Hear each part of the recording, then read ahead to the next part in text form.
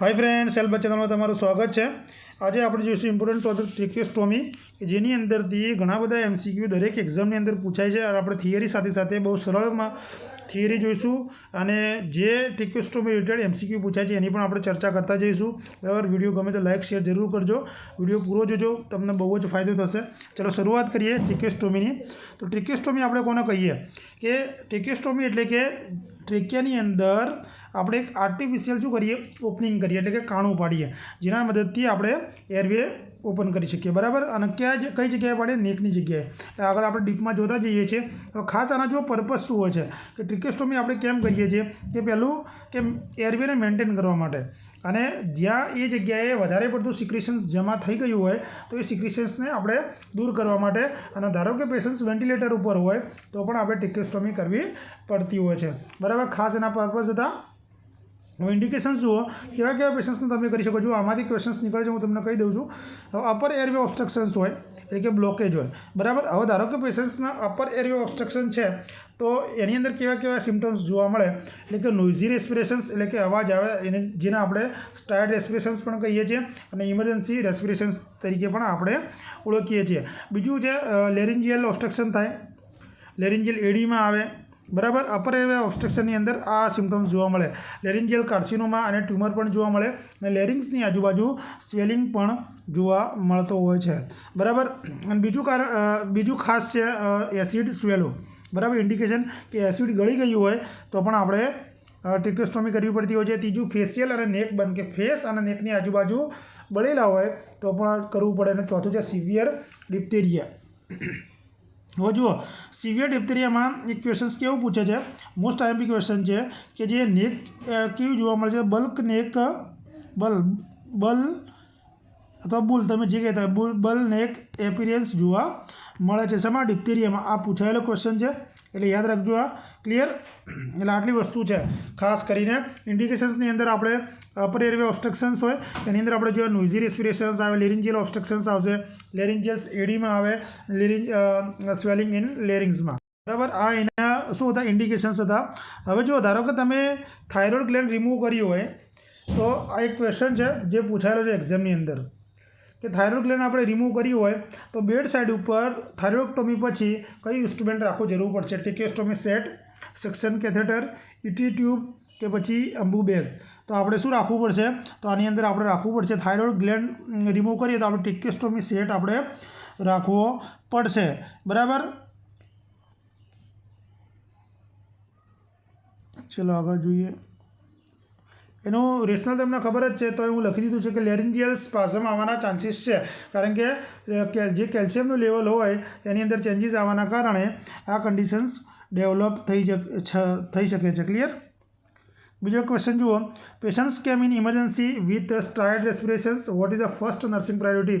કે ઇમરજન્સીની અંદર એક પેશન્ટ્સ આવે છે જેની અંદર સ્ટાયર્ડ રેસ્પિરેશન છે, બરાબર, જેને આપણે નોઇઝી રેસ્પિરેશન્સની વાત કરી તો પહેલી પ્રાયોરિટી આપણે શું રહેશે? ટ્રિકોસ્ટોમી ટ્યુબ ઇન્સર્ટ કરીશું, ઇન્ટ્યુબેશન્સ કરીશું ઇટી ટ્યુબથી, કે ડૉક્ટર ઇન્ફોર્મ કરીશું, ગીવ O2 થેરાપી।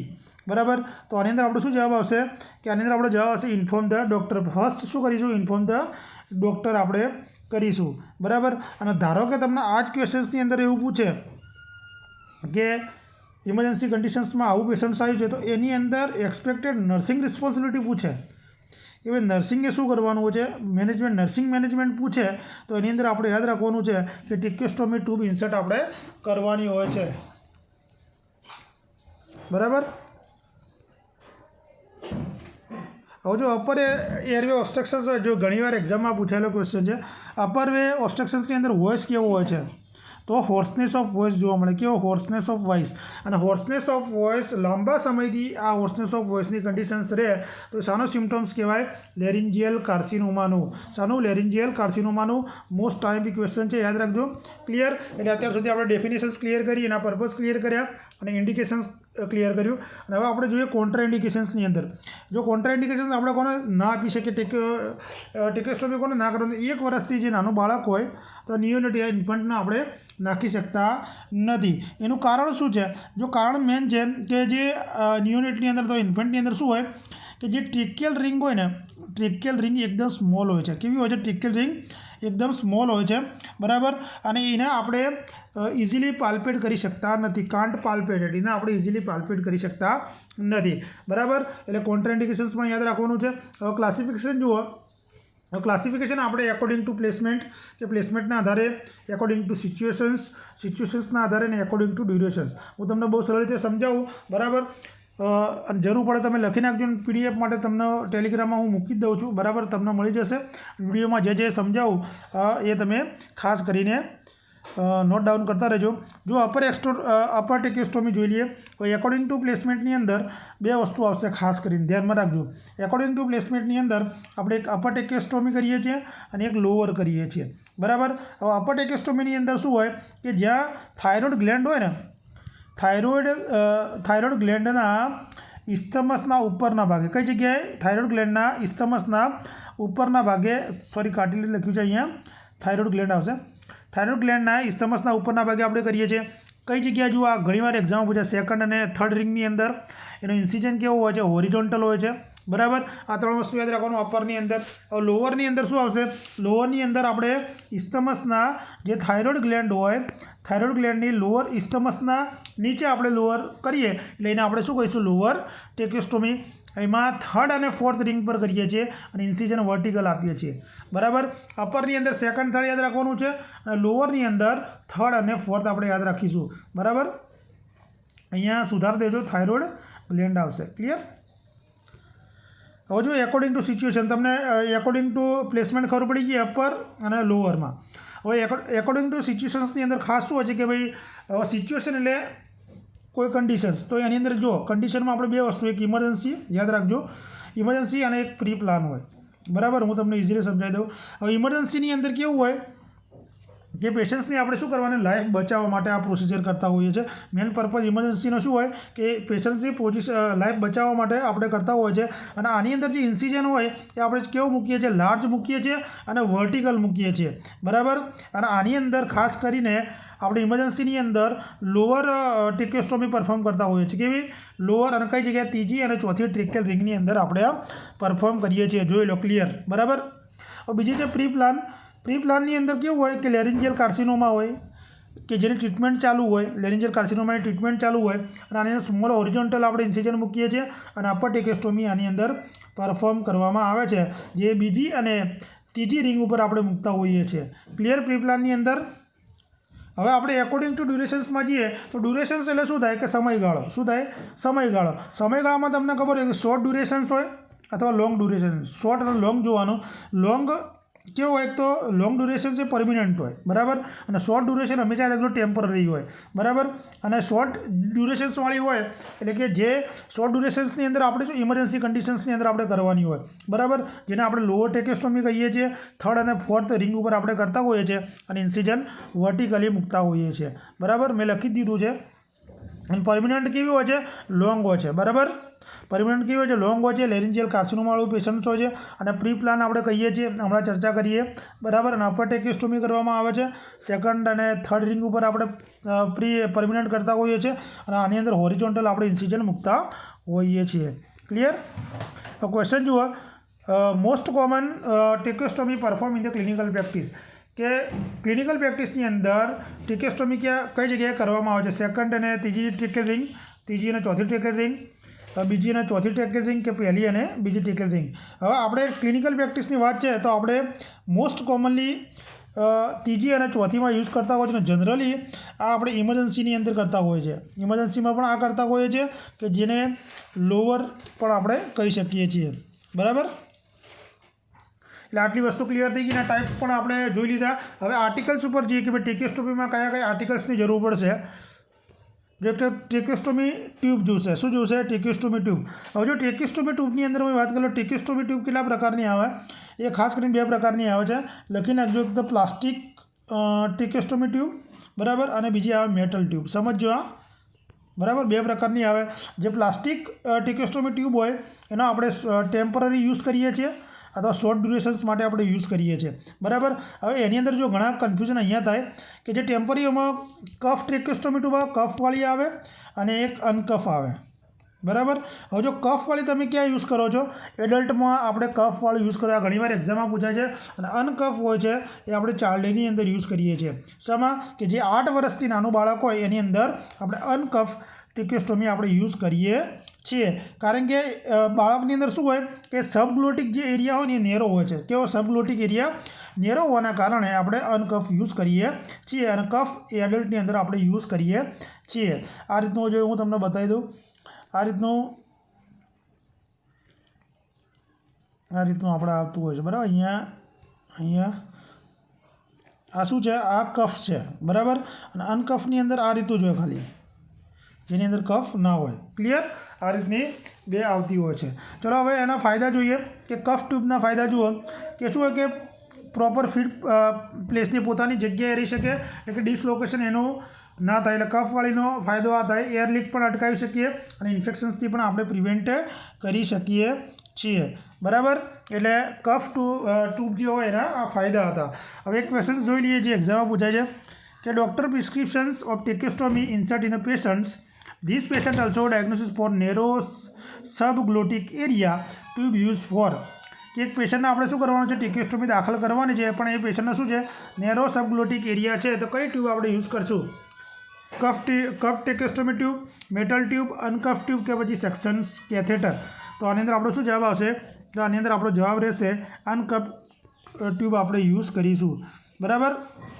હા, આગળ વાત રહી ગઈ આપણે કે મેટલ જે ટ્રેકેસ્ટોમી ટ્યુબ હોય એ કેવી હોય છે? પરમિનન્ટ જ હોય છે. બરાબર. એટલે એમાં આપણે આગળ જોઈએ પછી. હવે જો આ જે કફ હોય, કફની અંદર આપણે કઈ રીતે કરતા હોઈએ છીએ? બરાબર. હવે કફ જે હોય ને આપણે શું કરીએ છીએ? એર દાખલ કરી અને એને ઇન્ફ્લેટ કરતા હોઈએ છીએ. બરાબર. અને કફની અંદર આપણે 5 થી 10 ml એર પુશ કરતા હોઈએ છીએ.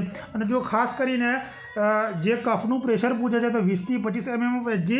અને પ્રેશર ચેક કઈ રીતે કરવાનું હોય છે? તો એની રોડ મેનોમીટર મારફતે આપણે કરતા હોઈએ છીએ. અને આ પ્રેશર એવરી 8 કલાકે આપણે ચેક કરવાનો છે. કેટલા? દર 8 કલાકે આપણે ચેક કરતા હોઈએ છીએ. આ ક્લિયર થઈ ગયું. પ્લાસ્ટિકની અંદર તમારે ખાસ યાદ રાખવાનું છે કે શોર્ટ ટર્મ હોય છે. બરાબર. અને ટેમ્પરરી હોય છે. એમાં કફ અને અનકફ. જે કફ હોય છે એડલ્ટ માટે યુઝ થાય છે, અનકફ હોય છે ચાઇલ્ડ માટે યુઝ થાય છે. 8 વર્ષથી નાના બાળકો માટે આપણે યુઝ કરીએ છીએ, કારણ કે એની અંદર સબગ્લોટિક એરિયા શું હોય છે? નેરો હોય છે. ક્લિયર? હવે આપણે જોઈએ મેટલની અંદર. જો મેટલ પરમિનન્ટ માટે યુઝ થાય, મેં તમને વાત કરી. અને એના 3 પાર્ટ્સ હોય છે: આઉટર, ઇનર અને ઓબ્ચ્યુરેટેડ. બરાબર. જોઈ લો આ પાર્ટ્સ: આઉટર, ઇનર્સ અને ઓબ્ચ્યુરેટેડ. એમાં 3 પાર્ટ્સ હોય છે મેટલની અંદર. હવે જો આઉટર જે કેન્યુલા હોય ને એ શું હોય કે જે ટ્રેકિયાની ઇનર વોલ હોય ને, અંદરની બાજુની જે દિવાલ હોય એ ફિક્સ હોય છે. બરાબર. એટલે આમાં કોઈ તમે પાર્ટ્સને રિમૂવ કરી શકતા નથી. આ પરમનન્ટલી તમારે નાખવો પડતો હોય છે. અને પરમનન્ટ માટે આ ઓપન એરવે થઈ જતો હોય છે. બરાબર. કયો? Outer cannula. બરાબર. મેં લખ્યું છે શાયદ. હા. હવે ઇનર કેન્યુલાની આપણે વાત કરીએ કે આ કઈ જગ્યાએ જો ફિક્સ થાય આઉટર કેન્યુલામાં, પણ ફ્લિપ લોક જોવા મળે. આમાં શું જોવા મળે? ફ્લિપ લોક જોવા મળે. અને રિમૂવ કરી શકીએ છીએ. અને આવા ઇનર કેન્યુલાની ધારો કેર કરવાની તો પેશન્ટ પોતે કરે. શું કરે? પેશન્ટ પોતાની જાતે કરે. ધારો કે તમારે ઇનર કેન્યુલા રિમૂવ કરવી હોય તો શું કરશો? પહેલી વસ્તુ. બરાબર. હવે રિમૂવ કરવી હોય, ધારો કે રિમૂવ ઇનર કેન્યુલા કરવી હોય તો આપણે શું કરીશું? તો પહેલાં જે સોડાબાઈ કાર્બ હોય એની અંદર રાખીશું આ. બરાબર. કારણ કે જેથી અંદરનું મ્યુકસ હોય એ શું થાય? લૂઝ થઈ જાય. બરાબર. અને જે મ્યુકસ રિમૂવ થાય એને રનિંગ વોટરમાં અથવા ટેપ વોટરમાં આપણે રાખશું અને બ્રશની હેલ્પ કરીશું.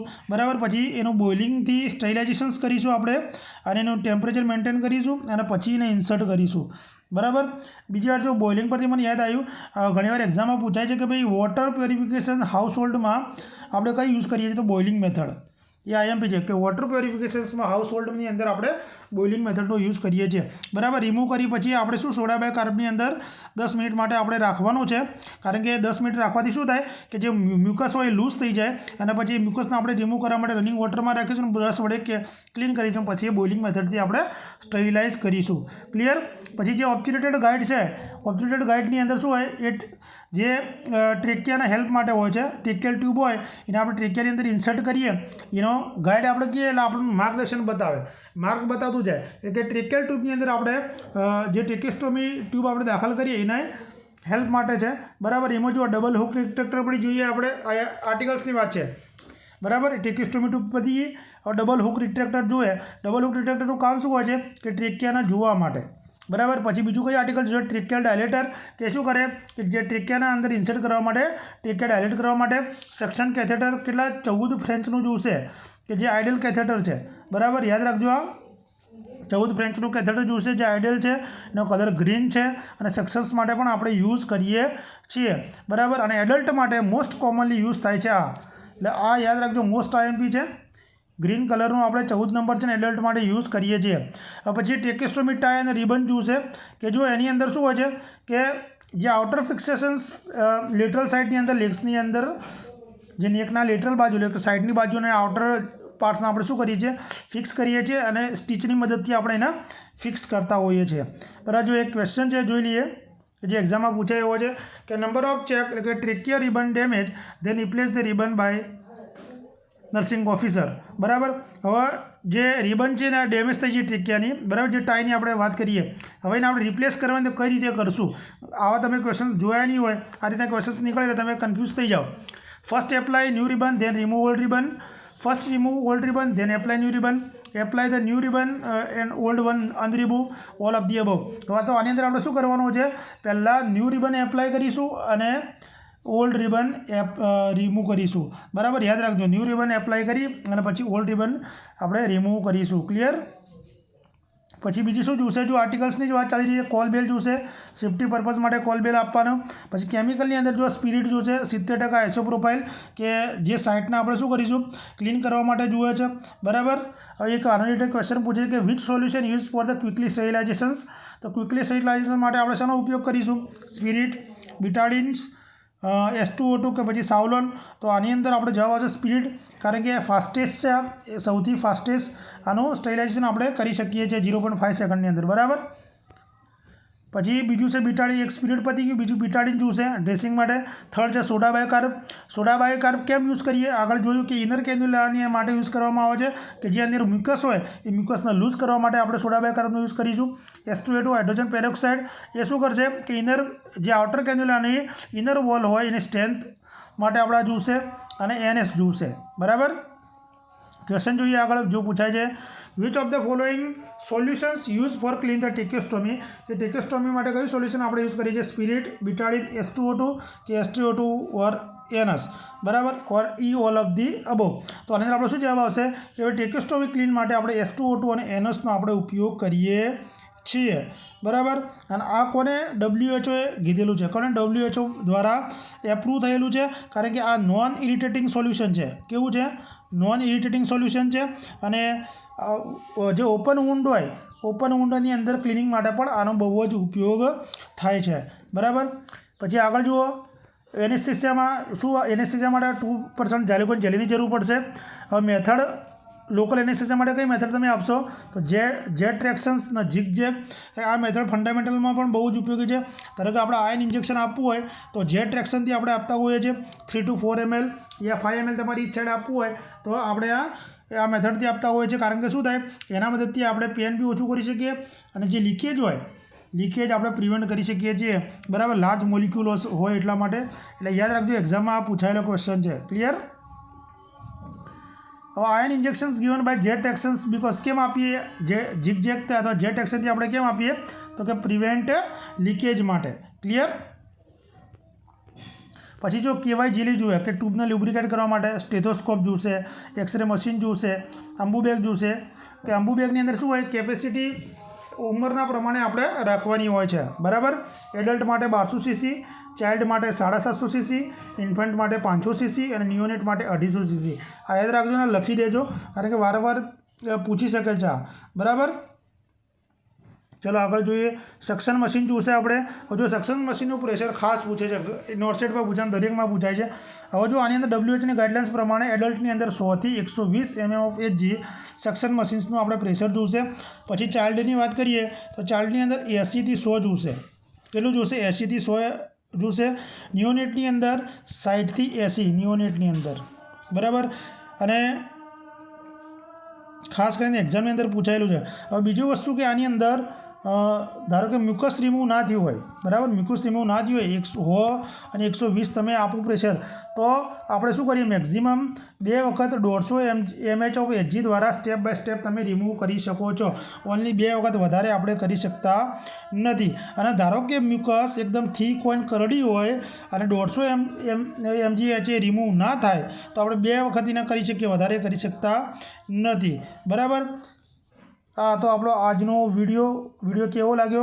કાલે આપણે પ્રોસિજરને બીજા જે ઇમ્પોર્ટન્ટ ક્વેશ્ચન છે એ ટીકેસ્ટોમીના જોઈ લઈશું. વિડીયો ગમે તો લાઇક શેર જરૂર કરજો, કોમેન્ટ કરજો. તો હવે મને વિડીયો બનાવવા માટે બહુ ટાઈમ લાગે છે અને તમારા માટે હું લેતો આવું રોજે રોજ અને તમને પણ ઉપયોગી થાય. તો થેન્ક યુ.